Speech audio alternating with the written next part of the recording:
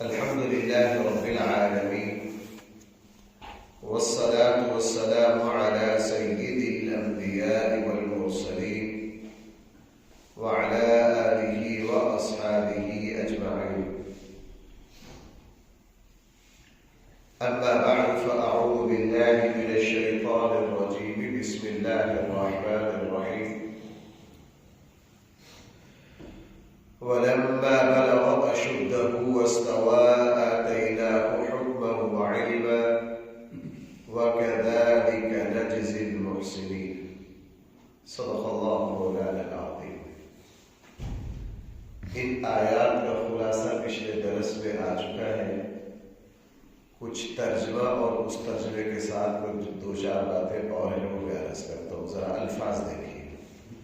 وَلَمَّا بَلَغَ أَشُدَّهُ، اور جب موسیٰ پہنچ گئے اپنی جوانی کو، وَاسْتَوَىٰ، اور بہترین حالت کو پہنچ گئے، یعنی فل اپنے جوبن پر چلے گئے. آتَيْنَاهُ حُكْمًا وَعِلْمًا، ہم نے عطا کی موسیٰ کو حکمت اور علم. ہم نے عطا کیا موسیٰ کو قوت فیصلہ اور علم. چونکہ آگے جا کے نبی بننا تھا، اللہ تعالیٰ پیدائشی طور پر نبیوں کو، انبیاء علیہ السلام کو 100% صلاحیتوں سے نوازتے. ایک تو ہے نا اخلاق اور کردار، وہ تو نبی کا پیدائشی طور پر بہت اعلیٰ ہوتا ہی ہے. دنیاوی طور پر، جسمانی طور پر نبی اپنی قد کاٹ کے اعتبار سے، اپنے اعصاب کے اعتبار سے، اپنی شکل و صورت کے اعتبار سے، دنیاوی اعتبار سے اپنی سمجھ، قوت فیصلہ، دانائی، حکمت، سمجھ، یہ تمام جو خوبیاں ہیں یہ انبیاء علیہ السلام کو اللہ تعالیٰ کی طرف سے بہت وافر مقدار میں عطا کی جاتی. اسی لیے رسول اللہ صلی اللہ علیہ وسلم پیدائشی طور پر ہی چھوٹے بچے تھے ہی دیکھنے والا یہ سمجھ آتا تھا کہ یہ بچہ آگے جا کے بہت بڑا شخص بنے گا. اسی لیے رسول اللہ صلی اللہ علیہ وسلم کے جو دادا تھے عبد المطلب، وہ چونکہ مکہ کے سب سے بڑے سردار تھے اور عبد المطلب کی نشست لگا کرتی تھی بیت اللہ میں. آپ کسی سردار کی نہیں لگتی. عبد المطلب بیت اللہ کے اس میں آگے کی نشست لگتی. عبد المطلب بیٹھے چونکہ مکہ کے سب سے بڑے سردار تھے. تو رسول اللہ صلی اللہ علیہ وسلم چھوٹے سے بچے آتے، آپ اپنے دادا کی سیٹ پر بیٹھ جاتے. رسول اللہ صلی اللہ علیہ وسلم کے بڑے تایا جو تھے وہ روکا کرتے رسول اللہ صلی اللہ علیہ وسلم کو کہ آپ یہاں نہ بیٹھیں. جیسے بچے کے کلف بیٹھ جاتے آپ.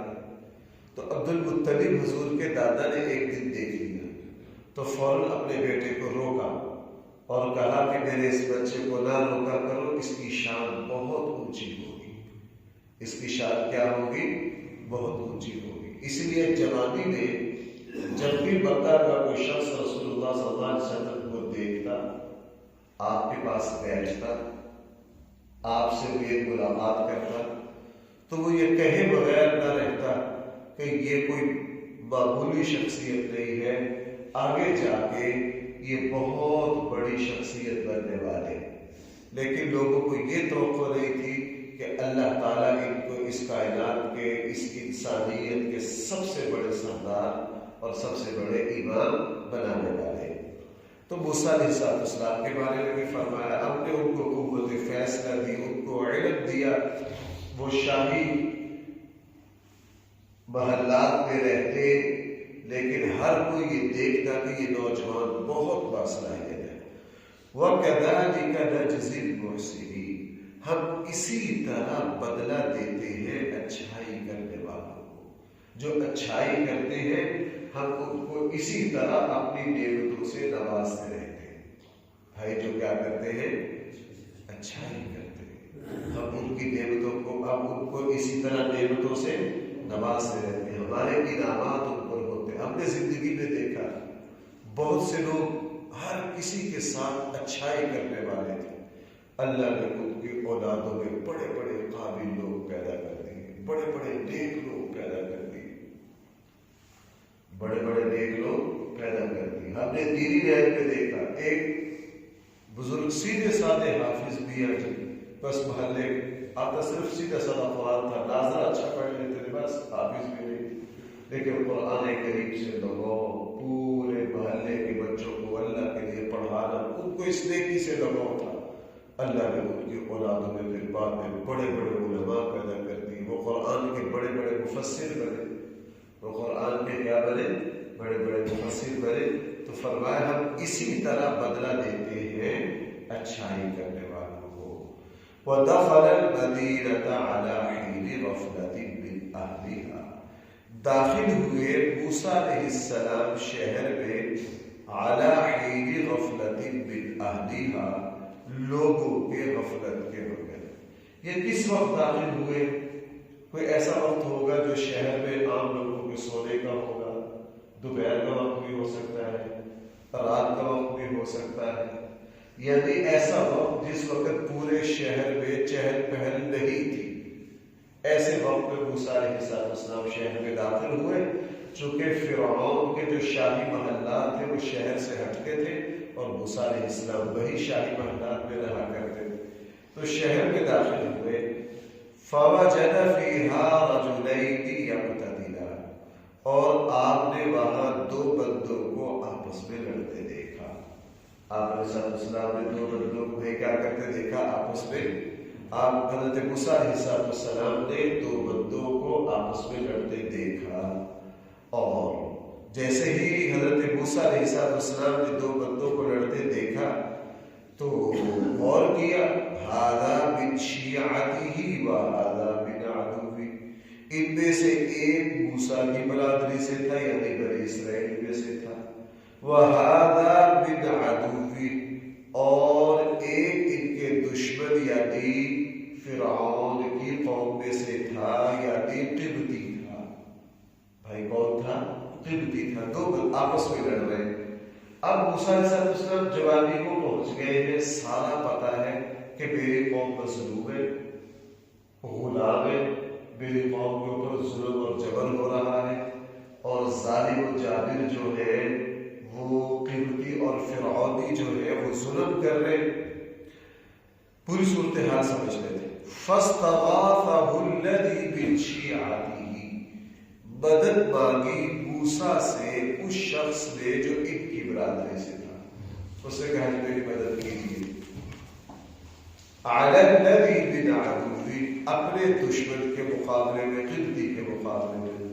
فَوَكَزَهُ مُوسَىٰ فَقَضَىٰ عَلَيْهِ، پس موسیٰ نے مکہ مار دیا اس کو، فَقَضَىٰ عَلَيْهِ، وہ وہی مر گیا۔ موسیٰ علیہ السلام نے وہ کیا مارا؟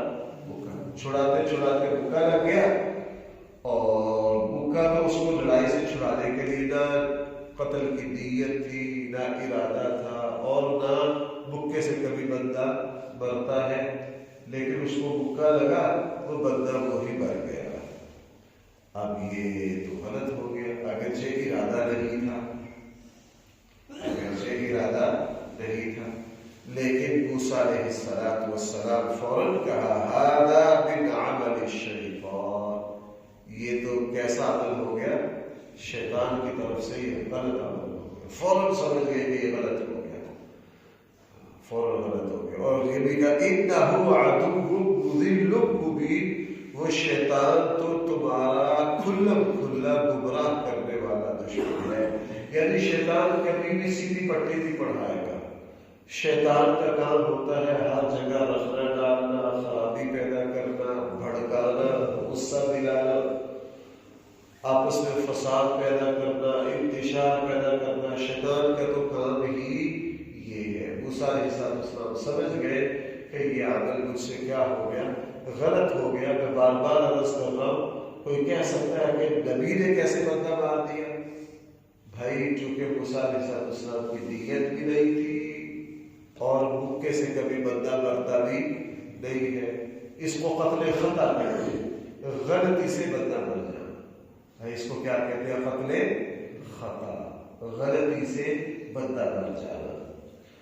اب یہ تو ہو گیا. فوراً موسیٰ علیہ السلام اللہ کی طرف متوجہ ہوئے.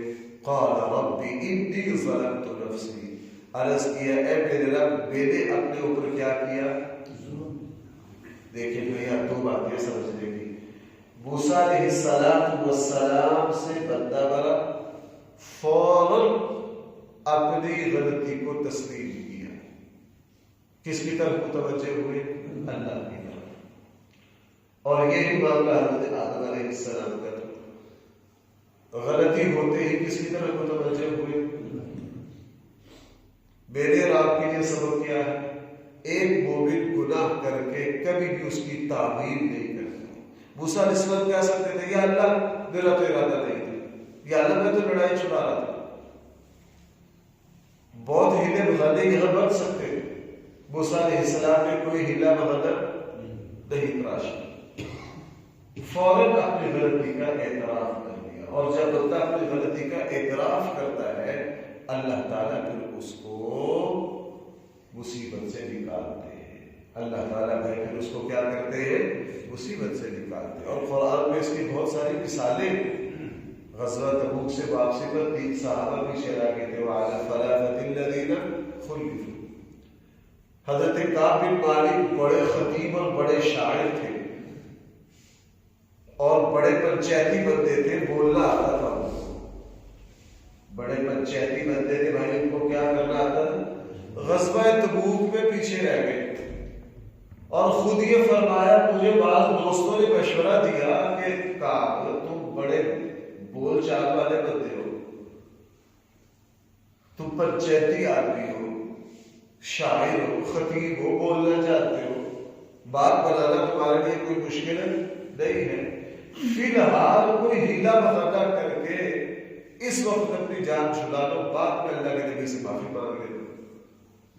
اور حضرت کعب بن مالک نے فرمایا مجھے یہ خیال بھی آیا کہ میرے لیے الفاظ سے کھیلنا کچھ مشکل نہیں، خیال بھی آیا، لیکن میں نے فوراً کیا کیا کہ نہ، اپنے خیال کو تبدیل کر دیا. میں اللہ کے نبی کے پاس گیا، میں نے صاف اعتراف کر لیا. اللہ کے رسول آگے میرے پاس ایک سواری ہوتی تھی، اس مرتبہ سواریاں بھی 2 تھی. کوئی مسئلہ نہیں تھا، میری مالی حالت ٹھیک تھی، میں آپ کے ساتھ جا سکتا تھا، ارادہ بھی تھا. بس نکلتے نکلتے مجھ سے کیا ہو گئی؟ سستی ہو گئی. میرا رسول اللہ صلی اللہ علیہ وسلم نے فرمایا ٹھیک ہے. اب 50 دن بڑی پیر بھی کاٹی، ناراضگی دیکھنی پڑی، لیکن اللہ تعالیٰ نے پھر ان کی توبہ کو قبول بھی کیا، قرآن کا حصہ بھی بنایا اور ان کی عزت بھی بخشی اللہ نے. تو بھائی ایک مسلمان سے جب کوئی قصور اور خطا ہو جائے وہ فوراً اللہ تعالیٰ سے کیا کرے؟ رجوع کرے، اپنی غلطی کی تعویل نہ کرے، اپنی غلطی کا عذر نہ تلاش کرے، ہیلے بہانے نہ دے. دوسری بات، موسیٰ علیہ السلام سے بندہ مر گیا، لیکن ذرا الفاظ دیکھیں کیا کہنا، ربی انی ظلمت نفسی، اے اللہ میں نے کس پر ظلم کیا؟ بظاہر، میں سمجھانے کے لیے عرض کر رہا ہوں، بظاہر ظلم کس پر ہوا؟ جو مرا ہے. بھائی بظاہر ظلم کس پر ہوا؟ جو مکے سے مر گیا. لیکن کیا کہہ رہے ہیں میں نے کس پر ظلم کیا؟ کیا سمجھ میں آیا کہ بندہ جب کسی کے ساتھ زیادتی کرتا ہے، ظلم کرتا ہے، وہ دیکھنے کے اعتبار سے اس پر ظلم ہے، لیکن آخرت کے اعتبار سے، نتیجہ کے اعتبار سے، ثمرہ کے اعتبار سے یہ ظلم اپنے آپ پر ہے. یہ ظلم کس پر ہے؟ اپنے آپ پر ہے. یہ ظلم اپنے آپ پر ہے. اس نے جو دوسرے کا حق مار دیا ہے اس کو بڑا لمبا عرصہ بھگتنا پڑے گا. اس کو بڑا لمبا عرصہ، بعض دفعہ نسلیں الجھ جاتی ہیں اس میں. جن لوگوں نے دوسروں کے حق دبائے، دوسروں کی جائیدادیں دبائی، بےایمانیاں کی، اللہ تعالیٰ نے پھر بڑے سال لگ گئے اس گناہ سے نکلتے نکلتے ان کو. اس لیے گناہ کرنے والا، دوسرے کا حق مارنے والا، دوسرے کے اوپر تو ظلم کر ہی رہا ہے، لیکن حقیقت میں وہ اپنے پاؤں پر کلہاڑی مار رہا ہے. بھائی وہ کیا کر رہا ہے؟ اپنے پاؤں پہ کلہاڑی مار رہا ہے، وہ اپنا گلا کاٹ رہا ہے، وہ اپنا بڑا فرق کر رہا ہے. اس لیے موسیٰ علیہ السلام نے فوراً کہا انی ظلمت نفسی، اے میرے اللہ مجھ سے کیا ہو گیا ظلم، فاغفر لی، آپ مجھے کیا کر دیجیے. فغفر له، اللہ نے کیا کر دیا. لیکن بندے بھائی توجہ کرنا، بندے نہیں معاف کرتے، اللہ نے کیا کر دیا. لیکن آج تک کوئی لوگ بڑا اعتراض کرتے ہیں، یہ کیسے ہوگا جی موسیٰ علیہ السلام نے بندہ مار دی. بھائی اللہ نے کیا کر دیا. بندوں کے یہاں کوئی معافی نہیں. صحابہ اکرام غزوہ احد میں پاؤں اکھڑے، جیت جو تھی بھائی وہ ہار میں تبدیل ہو گئی، صحابہ اکرام سے بھول ہو گئی. چوتھے پارے میں ہے اللہ نے کریم کو کیا کر دیا معاف. لیکن ہمارے یہاں ایک مطلوبہ فکر ہے، وہ 14 سالوں سے نہیں معاف کرتا.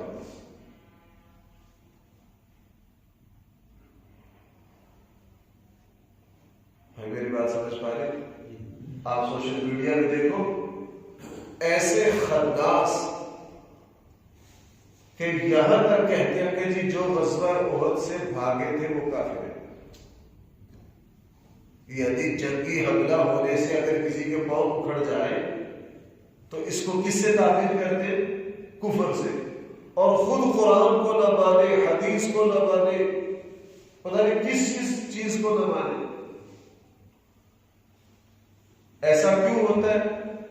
جب دل میں عداوت ہو، نفرت ہو، پھر بندہ حقیقت کو نہیں دیکھتا. پھر بندہ ایک صاحب میرے ساتھ اسی صحابہ کے موضوع پر بحث کر رہے تھے کہ جی یہ کیا ہو. میں نے کہا یار آیت کا اگلا حصہ پڑھو. اللہ کہنے میں نے کیا کر دیا. تو تم کون ہوتے ہو پوچھنے والے؟ تم کون ہوتے ہو پوچھنے والے؟ جب اللہ نے معاف کر دیا. اس لیے حدیث میں کیا ہے کوئی شخص مر جائے تو اس کے گناہوں کا بعد میں تذکرہ نہ کرو. کیوں؟ اس لیے کہ ہو سکتا ہے وہ اللہ سے معافی مانگ چکا ہو، اللہ نے معاف کر دیا ہو. اب کل قیامت میں اللہ پکڑ سکتے ہیں جو گناہ میں نے معاف کر دیا. تم کون ہوتے پوچھنے والے؟ بھائی کسی معاملے میں والد جو ہے وہ کسی فریق کو معاف کر دے، معاملہ رفع دفع ہو جائے اور 10 سال بعد جا کے بیٹا دوبارہ لڑائی ڈال دے، یہ ٹھیک ہے؟ تو کہے گا یار تیرے باپ تو 10 سال پہلے اس جھگڑے کو ختم کر چکے، معاف کر چکے. یہی معاملہ آج بند ہو گیا. ایک گناہ کی بندہ اللہ سے معافی بھی مانگ لے، اللہ معاف بھی کر دے، لیکن جناب لوگ نہیں معاف کرتے. ان کے یہاں معافی کا کوئی تصور نہیں ہے. یہی بات یہاں فغفر له، اللہ نے موسیٰ علیہ السلام کو کیا کر دیا؟ معاف کر دیا. انہ هو الغفور الرحیم، بے شک وہ اللہ بہت ہی معاف کرنے والے اور رحم کرنے والے. پھر دوسری دعا مانگی، اے میرے رب بما انعمت علی، آپ نے جو میرے اوپر انعام کیا ہے، مجھے اس طرح فرعون کے قتل سے بچایا، فرعون کے گھر میں میری پرورش کروائی، میرا مجھ سے بندہ مر گیا، آپ نے مجھے معاف بھی کر دیا. اے اللہ آپ نے میری اتنی مدد کی، میں آپ کے انعامات کو مد نظر رکھتے ہوئے پکا عزم کر رہا ہوں. فلن اکون ظہیرا للمجرمین، میں کبھی بھی مجرموں کا معاون اور مددگار نہیں بنوں گا. طے کر لیا کہ جو بندہ غلط ہو کبھی بھی اس کا ساتھ ہے، جو بندہ غلط ہوگا کبھی بھی میں اس کا ساتھ نہیں ہوگا. جیسے قرآن کہا ہے تعاونوا علی البر والتقوی ولا تعاونوا علی الاثم والعدوان، نیکی میں ایک دوسرے کے معاون اور مددگار بنو، گناہ میں، ظلم میں اور زیادتی میں کبھی کسی کے معاون اور مددگار. لیکن ہمارا معاملہ الٹ ہے، ہم برائی میں ایک دوسرے کے مددگار اور اچھائی میں ہر کسی ایک دوسرے کے مددگار نہیں. ابھی پاکستان میں الیکشن شروع ہو جائے نا، آپ دیکھنا لوگ نیکی پر کس طرح مدد کرتے ہیں ایک دوسرے کی. کیوں جی ایسا ہی الیکشن ہو جائے، الیکشن کی فضا بن جائے تو دیکھنا ہمارے یہاں ہر بندے نے اپنے ذاتی تعلقات کو دیکھنا ہے، اپنے مفادات کو دیکھنا ہے.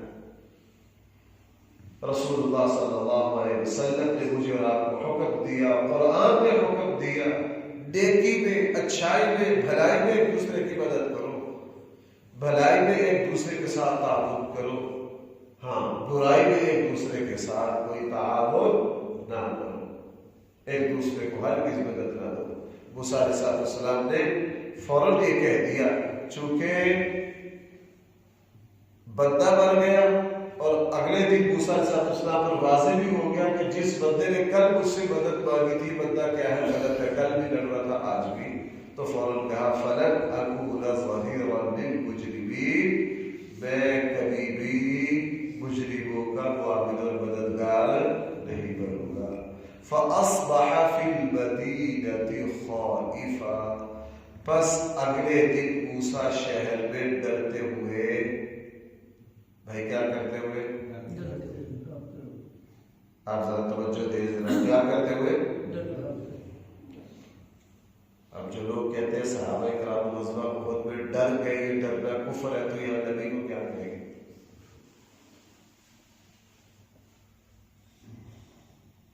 بھائی کون ڈر رہا ہے؟ رسول اللہ صلی اللہ علیہ وسلم صدیق اکبر کہاں گئے غائب؟ صدیق اکبر نے کیا محسوس کیا؟ خطرہ. ہمارا 3 جمعہ کی تقریر یہی تو ہوئی، الا اذ اخرجه الذين كفروا ثاني اثنين اذ هما في الغار اذ يقول لصاحبه لا تحزن. تو ڈرنا، ان اللہ،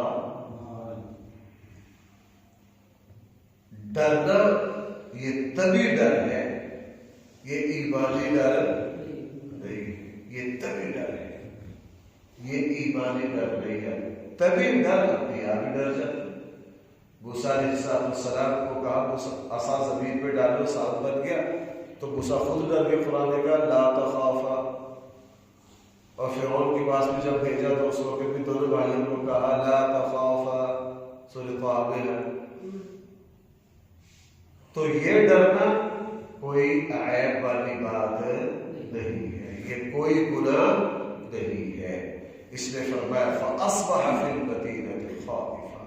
موسیٰ علیہ السلام نے صبح کی شہر میں ڈرتے ہوئے، یترقب، انتظار کرتے ہوئے، فَإِذَا الَّذِي اسْتَنصَرَهُ، اسی حالت میں مدد مانگ لی اس شخص نے، بالامس یستصرفہ، جس نے کل مدد مانگی تھی آج بھی وہ چیخا چلایا ہے.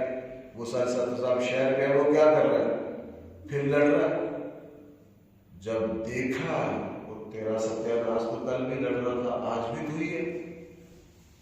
قال له موسیٰ، موسیٰ نے اس سے کہا انک لغوی مبین، تو ہی جو ہے وہ بالکل غلط اور گمراہی اور نالائقی پر تو ہی ہے، تو غلط بندہ ہے. کل بھی لڑ رہا تھا اور آج بھی.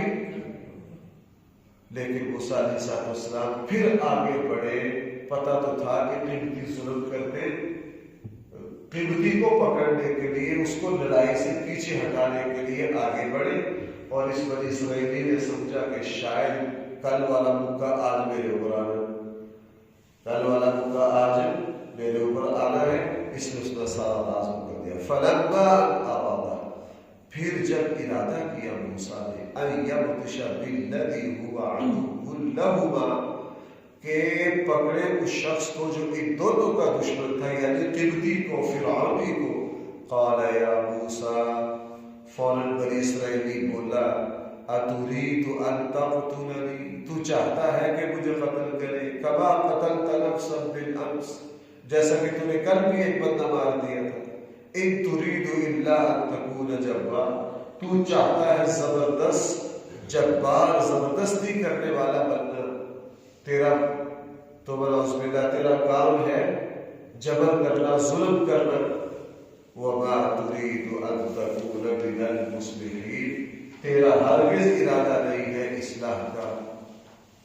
اب سارا راز کھل گیا. قرآن کریم مقصد ہی بات کرتا، راز کھل گیا، پتہ چل گیا کل کا بندہ کس نے مارا، موسیٰ علیہ السلام نے.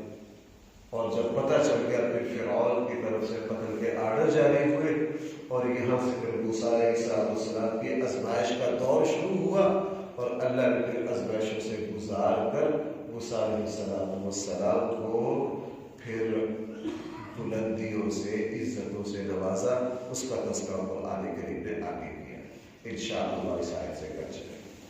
الحمدللہ رب العالمین والصلاۃ والسلام علی سید المرسلین وعلى آله وصحبه أجمعين.